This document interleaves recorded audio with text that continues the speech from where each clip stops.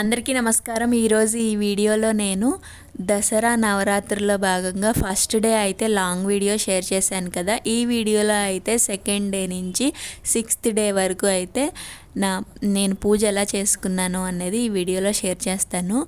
3 నెలల బాబుని పెట్టుకొని పూజలు చేయటం మార్నింగే లేచి చాలా కష్టము, కానీ చేయాలి అనుకున్న తర్వాత డ్రాప్ అవ్వకూడదు అనిపించింది, అందుకనే చేస్తున్నాను అనమాట. మార్నింగ్ టైంలో అయితే మా హస్బెండ్ జాబ్కి వెళ్ళరు కాబట్టి ఒక 8 లోపు అయితే చేసేస్తే నాకు కొంచెం బాబు ఏడ్చినా కానీ మా హస్బెండ్ చూసుకుంటారు కదా, అందుకని చెప్పేసి మొదలుపెట్టాను.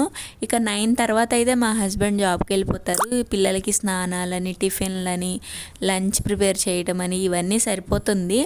ఇక డే టైమ్ అయితే మార్నింగే ఇలా చేయడానికి వీలైతే అనమాట. ఇంకా వరుసగా స్టార్ట్ చేశాను కదా, ఫస్ట్ డే నుంచి 6th డే వరకు కూడా మార్నింగే లేచి పూజ అయితే ఇలా చేసుకున్నాను అనమాట. ఈ సంవత్సరం అయితే 9 రోజులు కాదు 11 రోజులు వచ్చింది కదా.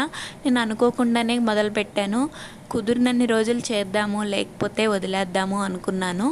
అలా అని ఫస్ట్ డే నుంచి కూడా 6వ రోజు వరకు కూడా నాకు పూజ చేసుకోవటానికి వీలైతే కుదిరింది. మార్నింగ్ టైమే అయితే బాబు కొంచెం లెగుస్తారు, కానీ ఫీడ్ చేసేసి ఇంకా నేను ఫ్రెష్ అయిపోయి పూజ చేస్తుంటే ఒకవేళ ఏడ్చినా కానీ మా హస్బెండ్ కొంచెం మార్నింగ్ టైం ఉంటారు కాబట్టి చూసుకుంటారు. ఇంకా పాప అంటారు మామూలు 6-7కి అట్లా లెగుస్తుంది అనమాట. ఇంకా ఇలా అయితే మొదలుపెట్టాను. 6వ రోజు వరకు కూడా నాకు ఆటంకం అనేది రాలేదన్నమాట. సో ఇలాగే రిమైనింగ్ డేస్ కూడా యాక్టివ్గా చేసుకుంటే మంచిది అనిపించింది. మార్నింగ్ లేచి ఫ్రెష్ అయిపోయి పూజ చేసుకుంటే ఆ రోజంతా చాలా ప్రశాంతంగా యాక్టివ్గా అనిపిస్తుంది.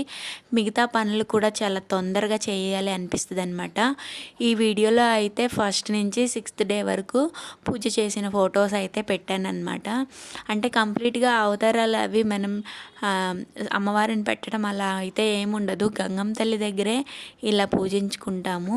వీడియో నచ్చితే ప్లీజ్ లైక్ చేయండి. కొత్త వాళ్ళు అయితే ఛానల్ని సబ్స్క్రైబ్ చేసుకొని సపోర్ట్ చేయండి. మీరు ఇచ్చే సపోర్ట్ నాకు కొంచెం వీడియోస్ చేయడానికి హెల్ప్ అవుతుందన్నమాట.